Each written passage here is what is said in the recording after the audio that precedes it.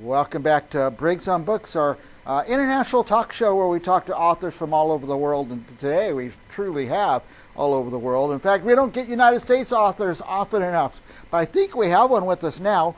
Let's see if I can find her. Amberlie Johnson is, where are you, Amberlie? I'm here in Evansville, Indiana. Indiana. And you're, Yeah. can we say where you are, or is that top secret, or what you're doing right now?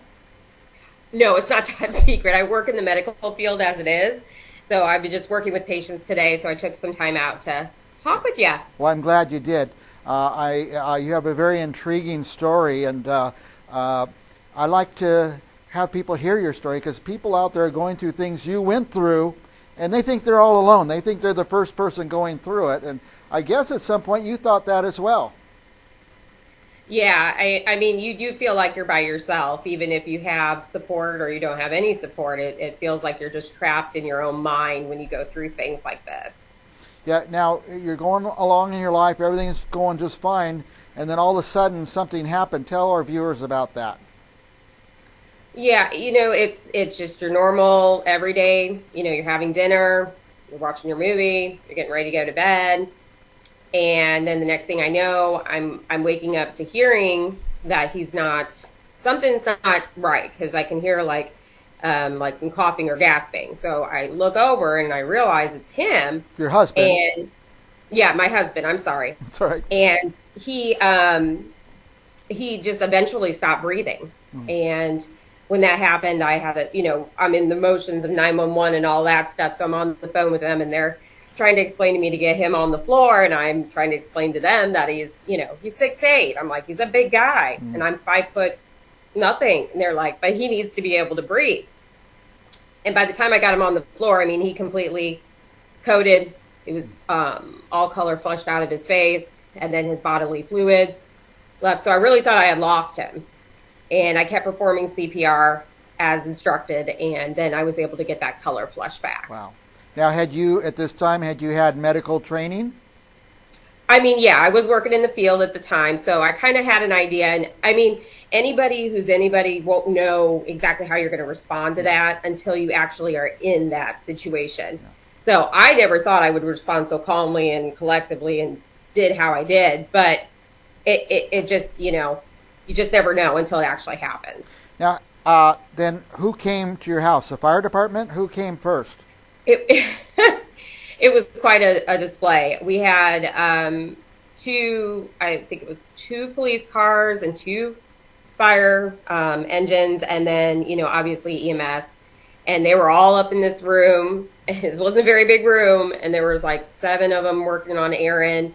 And I had the police ask me what happened and everything. I mean, it was just this huge scene, and at the time I didn't know what was going on. I just seriously thought he was just having a heart attack. Like he's just having heart failure, but he was only 30. So I really didn't think anything else of it. I thought, well, maybe it is an underlying condition. And, later than I find out later on, purpose of the book and everything like that is to, he was having an addiction on the side. He had an addiction to... Behind closed doors. How'd you find that out? Well, after he was hospitalized and we got him stable because he was continually coding because these drugs were running out of his system. Oh boy. We did some blood tests and urine tests, and then that's when they found out that he was positive for meth, and I think it was like Percocet and stuff like that. But it was very high doses, and it took him a while to come clean about it, especially being in the hospital. But that was the only way we were going to understand how to actually help him. They couldn't do anything with it until we knew exactly what was in his body. Yeah. I understand meth is very, very addictive. Yes. Yes. I don't know if there's casual users or not, but I guess you get addicted pretty fast and pretty hard, and it becomes part of your physiology. There's nothing you can do about it, I guess, except to keep taking meth. Well, and the thing is too is it's a cheaper alternative sometimes, and it's easier to find on the streets than it is anything else, you know. And I think that when he was running out of his medication and couldn't get refills on his medication he was taking at the time, it started to become like, okay, I ran out of all my meds already. I shouldn't be running out of my meds. Now I need to find something else. And I think that's where then you step it up and we're looking other places. Right. So. And how did this unfold? I guess we have to read the book to find the whole story, but tell us a little more of the story. Of course. No, but honestly, it was with addiction is never easy. It's a battle, and there's no real cure for it. But as long as you have support and you can sit and talk and things like that, it can get better. It doesn't happen for everybody, though. I mean, for me to stick with my husband was a very hard choice, and I know a lot of people will leave in those conditions because it's just something. It really is hard to handle. Yeah. Because addiction is an ongoing thing. It will be for the rest of his life. Yeah. But we found ways to get him the right counseling, the right treatment, moving completely out of state, doing all these different things just to get him out of the area, out of that zone. And then now he is almost 8 years sober. Wow. So, good for him. And he's still with us, even after having a massive stroke after his heart failure. Yeah. So his heart stopped. He literally died right in front of you. And then he had a stroke at another point? Yep. He had a left-sided stroke about 3 months after his heart failure. Okay. Wow. And that was because he couldn't stay away from it. He was able to still find these drugs. He was still able to take these drugs. And then it landed him being found in his work truck on the side of the road on a hot day with the windows up. And he was just completely, he wasn't breathing. Wow. So we really didn't know until he came out of the coma what really went on. Yeah. What, tell me about moving out of state. Was that part of his therapy, getting away from his old friends? I think that it's a very hard decision, and it's not every decision that some people can make. But I do think by moving him out of the situation and getting him somewhere where he doesn't know anybody, and it's just us, and we're focusing on that therapy, we're focusing on that mind and trying to get him healthy and better, that when he was safe to move, we moved. And honestly, I'm going to say that I think that that's what truly kept him sober. Yeah. I could just bumping into the old crowd, the old friends, old acquaintances, anywhere from the grocery store or wherever going to work. It must be hard. I cannot imagine what it is like to try to overcome addiction, but it had to be very hard. Yeah, and it was very hard for him because we literally, me and him, both left our entire families, friends, everything behind. And we just went because I didn't know any other way to do it. Yeah. After he had the stroke, I'm like, I got to figure something else out. Like, where else can I take him? And like I said, now, we've been doing movings and things like that. But I mean, he's doing good. He's stable. Yeah. Obviously, a lot of underlying conditions now and things that keep him from working and just being home. Yeah. So that's another reason why I wrote the book and everything, was to try to help it so we don't get that far. Maybe there's a way that you can stop it before it gets there. Yeah. Who should read this book?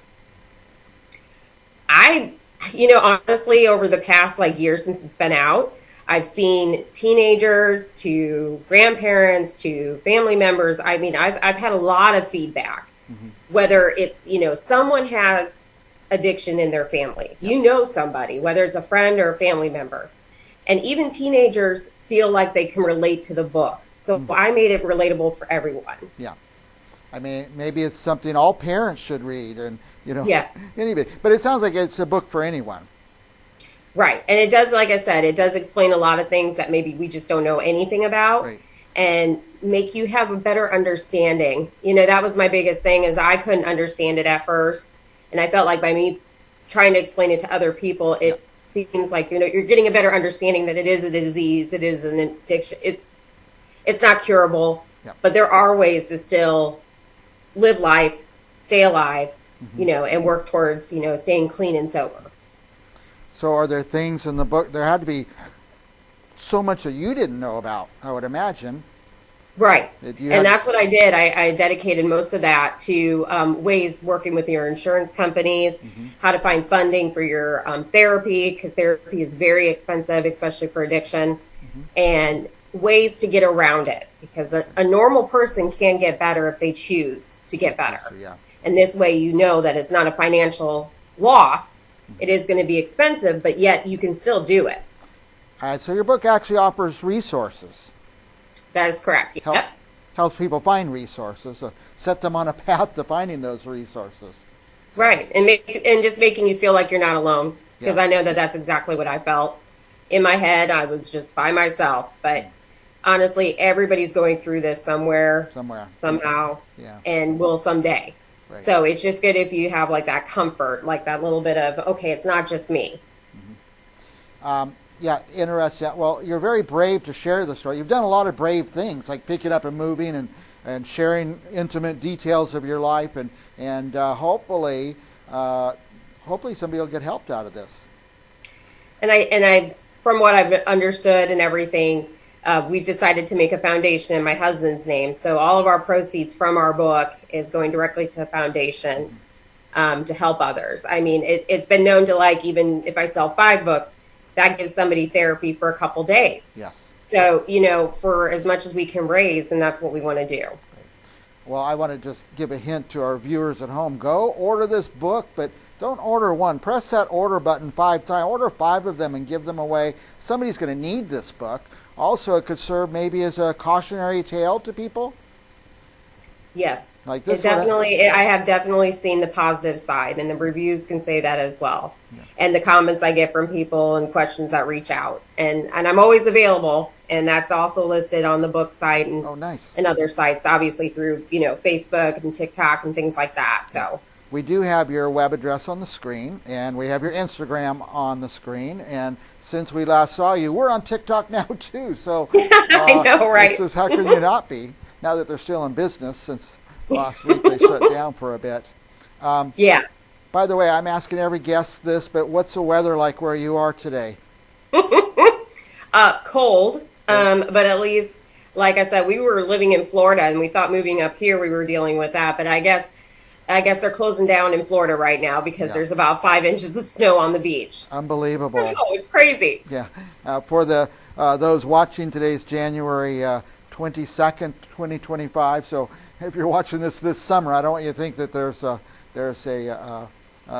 snow in Florida, but there is today. It's amazing, and New Orleans. So, Amberlie, right. Any last thoughts? I know you and I always go over. We enjoy talking to each other. I just get so inspired when I talk to you. But any thoughts? Anything else you want to share before we go to our viewers? I just think that it's important to know that you do have a choice. And whether you're the one that's addicted or not, you have a choice. And if you choose to stay, it's going to be a long, hard battle. Yeah. But I feel like it's worth it in the end. I feel you can find that peace and that love and appreciation as long as the person's willing to do the same. Yeah, that's great. I'm glad you said that in the end. And you went through a lot, and you're still there, and it's never over. Is that right? It's just one of those things. This is a continuous battle. You're going to have good years and you're going to have bad years, and you might even have some slip-ups. But the most important thing is if you really, truly love that person, you're going to work with them. Yeah. And that's what we do every day. By the way, here's the cover again. Addiction from the Other Side. I'm sure it's for sale in a lot of places, but I just went to Amazon and it just popped right up, and I push a button and a book shows up the next day. I kind of love that site for that reason. But where else is it available? It's pretty much available all online right now, whether through Walmart, Target, Barnes & Noble. I mean, it's just everywhere. So as long as you search the name, you'll find it. And then hopefully be in bookstores this year. That's our goal. Nice. And is there another book coming out? We have been starting on a second one. Not sure with that date just yet, but I definitely wanted to update people more about what's new, what's going on in regarding to addiction and different things, because a lot of stuff changes. They're always one step ahead of us, so I try to put as much information as I can.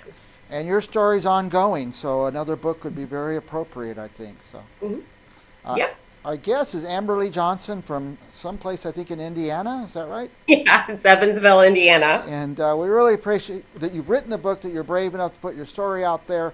And we hope, and I know you hope, that it helps someone. But it's going to help someone if we get the book in people's hands. So order the books, give them away as gifts. And for our viewers, don't go anywhere, because we'll be back with another author right after this.